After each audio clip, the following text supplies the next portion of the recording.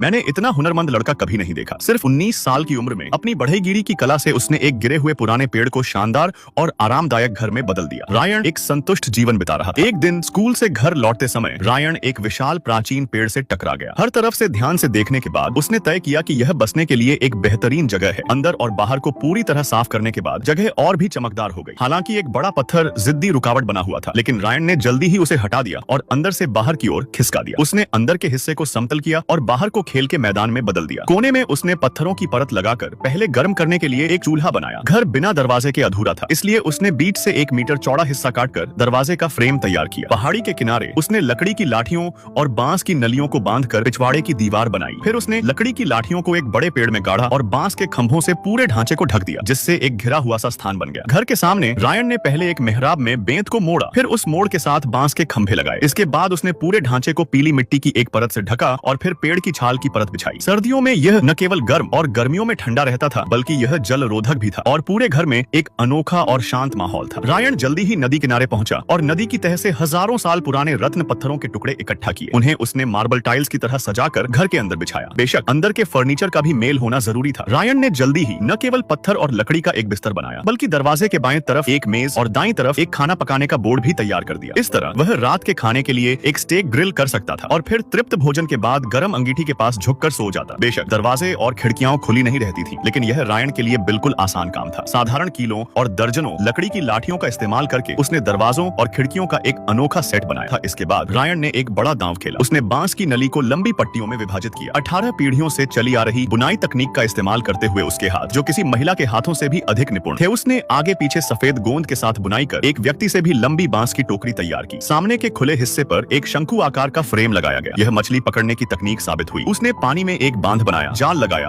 और फिर रायन सिर्फ शिकार फंसने का इंतजार करने लगा। गेट के सामने के आंगन की एक अहम योजना थी। रायन ने पत्थर और मिट्टी की परत तैयार की, लकड़ी से एक मेहराब सजाई, बाहरी दीवारों को गारे से ढक दिया और ऊपरी हिस्से में एक मेहराबदार फ्रेम बनाने के लिए बांस की पट्टियों का इस्तेमाल किया। फिर मिट्टी को दीवारों के साथ जमा दिया। असल में उसने एक 2 मंजिला जमीन मंदिर जैसा ढांचा तैयार किया था, लेकिन यह पूरी तरह अलग मकसद के लिए था। उसने लकड़ी वापस लाकर निचली मंजिल में आग जलाई। यह एक चूल्हा बन गया, जिसे रायन ने खास तौर पर मछलियों को स्मोक करने के लिए डिजाइन किया था। वह बड़ी मछलियों को टुकड़ों में काटता, झरने के पानी से धोता और फिर डंडों से बांध देता। पूरा दिन हवा और धूप में रखने के बाद वह उन्हें ऊपर वाले चूल्हे में टांग देता और दिन रात धुएं में पकाता। जब मछलियां सिक रही थीं, तब भी रायन खाली नहीं बैठा। उसने खेल के मैदान के किनारे लकड़ी के खंभों का एक घेरा बनाया, फिर सैकड़ों लकड़ी के टुकड़े काटकर उन्हें जोड़ दिया। लकड़ियों को कलात्मक ढंग से जोड़कर एक लकड़ी जैसी बाड़ बनाई गई थी, जो पेड़ के घर के साथ बिना किसी रुकावट के मिल गई थी। उसने एक पुनः उपयोग प्रणाली अपनाकर पुराने पेड़ की जड़ों को एक साधारण कॉफी टेबल में बदल दिया।